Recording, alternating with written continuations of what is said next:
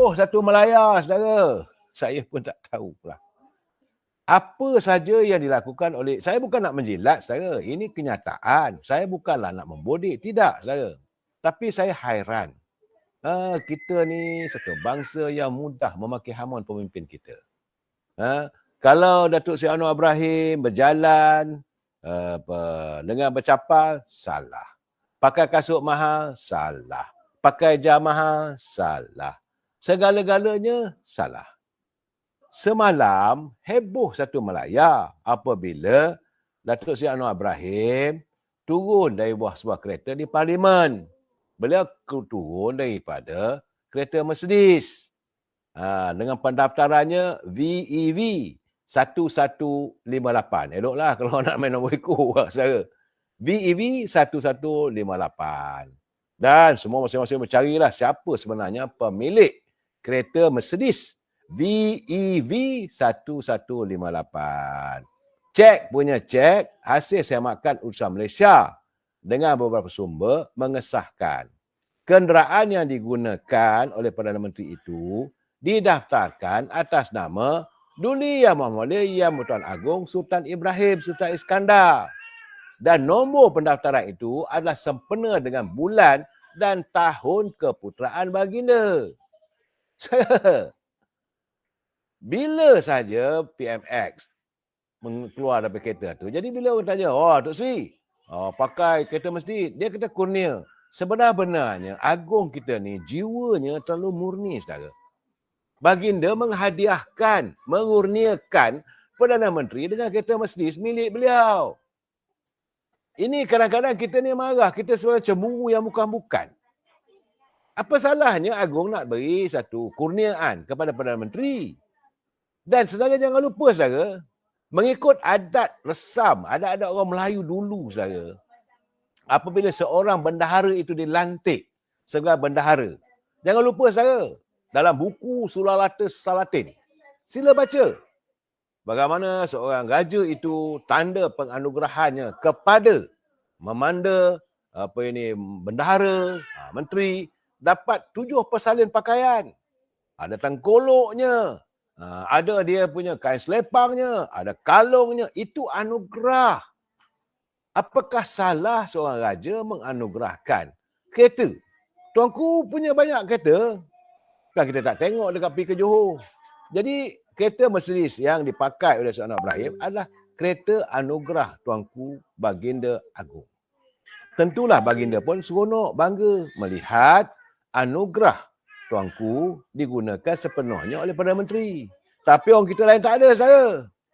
Mula kata ini rasuah Agong. Mana mungkin Agong boleh merasuah ataupun dirasuah? Saya dah bercakap, saudara. Ini kontrak syariat. Baca buku Sulalatus Salatin. Apabila seorang itu dilantik, maka diberilah 7 pakaian, 7 persalinan, tanda kasih sayang seorang raja. Tapi kita ni kadang lupa. Ini saya katakan kita lupa titian bangsa kita ni. Kita mengenafikan. Tuanku nak anugerah, suka tuanku lah nak bagi pada siapa pun. Ini dia nak anugerah pada Perdana Menteri. Memanda Perdana Menteri yang dikasihi oleh tuanku. Dia bagi sebuah kereta. Dulu-dulu bagi sepersalin ataupun 2 persalinan, 7 persalinan. Itu cara dulu-dulu, cara istana. Cuma hari ini tak adalah bagi 7 persalinan sebagainya. Tuanku kata, ini anugerah daripada istana sebuah kereta Mercedes. Apa salah saya? Saya tak silap saya, Yang Amat Berhormat Timbalan Perdana Menteri pun mendapat anugerah daripada Tuanku Johor, saudara. Tak silap saya, dua buah motosikal berkuasa enjin tinggi. Saudara jangan lupa, dia Tuanku ni dia sayang pada orang, dia bagi hadiah. Yang masalahnya untuk mendapat anugerah salah. Jadi saudara Pak Aus Firdaus dia kata Walaun ni ada penyakit hati. Itu masalah dia, saya. Itu sebenar-benarnya. Sebab itu saya berterima kasih kepada Datuk Rauf. Kerana kabarnya Datuk Rauf sedang berusaha. Di mana Kerajaan Negeri Melaka sedang merancang untuk mengadakan pameran artifak berkaitan legenda Hang Tuah pada Mei akan datang. Katanya sebelum ini sekumpulan penyelidikan daripada Universiti Islam Melaka, Universiti Melaya, Universiti Putra Malaysia yang diterajui oleh Institut Tun Perak telah pun menjalankan kajian berkaitan Hang Tuah di beberapa negara. Kita telah menemukan pelbagai artifak yang kita boleh bawa balik untuk dipamerkan kepada rakyat Melaka dan Malaysia pada bulan Mei nanti. Saya harap dengan adanya artifak-artifak pameran ini, orang dapat faham bagaimana antara raja, antara dan pemimpin berpisah tiada, antara raja dan rakyat berpisah tiada saya. Jadi sebab itu katanya antara yang ditemui di seluruh negara yang dijalani kajian itu adalah keris-keris hebat yang ditemui di Okinawa, Jepun. Artinya Hang Tuah sudah pun berada di Jepun saudara. Warkah-warkah Hang Tuah akan dibawa balik untuk diberikan sebagai satu penyelesaian tentang kekusutan sejarah yang selama ini tak dapat kita jumpa tentang keturunan sejarah ini. Saya ucapkan tahniah pada Datuk Seri Rauf kerana hasil kajian yang dijalankan itu oleh penyelidik mendapati saudara bahawa Hang Tuah merupakan seorang diplomat yang cukup hebat pada kurun ke-15. Hang Tuah pernah dikesan berada di China. Hang Tuah pernah dikesan berada di Jepun, di India, di Turki, di Rom, dan Itali dan juga pernah menunaikan haji di Mekah. Ini perlu saya ucapkan tahniah lah kepada Datuk Seri Rauf selaku Ketua Menteri Melaka dapat memperjuangkan sesuatu tentang warga anak Melaka yang meninggalkan legendanya, saudara. Jadi isu tuanku kurnia apa-apa pun pada rakyatnya tidak seharusnya dipertikaikan. Itu juga saya lihat antara cadangan terbaik adalah cadangan daripada Timbalan Speaker Datuk Ramli. Datuk Ramli Makno, beliau selaku ahli parlimen Cameron Highland. Hari ini beliau menzahirkan harapannya kerana beliau mewakili warga masyarakat orang asli.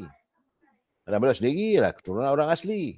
Jadi beliau mencadangkan supaya kerajaan dapat membuka sekurang-kurangnya 5% kosa, 5% kota kemasukan pelajar orang asli ke Maktab Rendah Sains Mara dan sekolah berasrama penuh.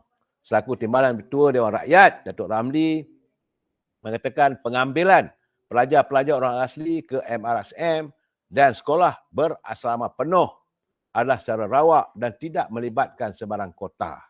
Sebab itu dia merayu, bukalah pintu MRSM, bukalah pintu sekolah berasrama penuh kepada kami masyarakat orang asli. Saya bersetuju. Sebab beliau mewakili warga orang asli. Jangan sesiapa menafikan. Mereka adalah warisan. Mereka adalah pribumi. Jangan kita bersikap macam mana Inggeris di Amerika. Akhirnya Red India dinafikan. Jadi menurut Datuk Ramli, dia kata saya antara orang asli pertama yang dididik dan dibentuk di sekolah berasrama penuh pada 1971. Itu beliau membuat kenyataan waktu hari ini sewaktu membentangkan Kertas Kerja dan meminta supaya kerajaan dapat membuka. Saya bersetuju sangat saya. Berilah kota kepada mereka. Kasihanilah.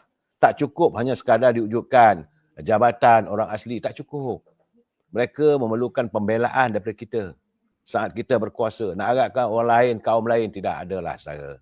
Dan saya juga agak tertarik apabila beliau selaku ahli parlimen Cameron Highland menyatakan bahawa Pahang kabarnya akan melaksanakan inisiatif untuk memberi peluang kepada warga orang asli menyertai tanah rancangan Felda pertama untuk orang asli yang akan dibangunkan di negeri Pahang. Inilah saya rasakan satu tindakan yang murni yang dilakukan oleh Datuk Warasdi yang juga turut merasa keprihatinan, denyut nadi warga orang asli yang tinggal di bumi tercinta ini saya. Jangan kita nafikan. Jangan kita nafikan mereka adalah warga pribumi. Sebagaimana kita menuntut ini tanah Melayu. Jangan kita nafikan mereka juga orang asli yang ada juga tuntutannya. Cuma mereka tidak berkesempatan untuk menimba ilmu, menagih pelajaran yang begitu hebat macam kita sebab mereka tidak diberi kesempatan. Sebab itu kalau diberi peluang untuk mereka belajar dan sekolah berasrama penuh, MRSM, mereka juga akan mengembeling keluarga mereka. Saudara, saya bersetuju dengan cadangan Datuk Ramli dan saya haraplah agar dapatan daripada Kongres Ekonomi ini yang berlangsung di Putrajaya dapat membuahkan sesuatu untuk warga pribumi. Berlaku adillah pada mereka, saudara.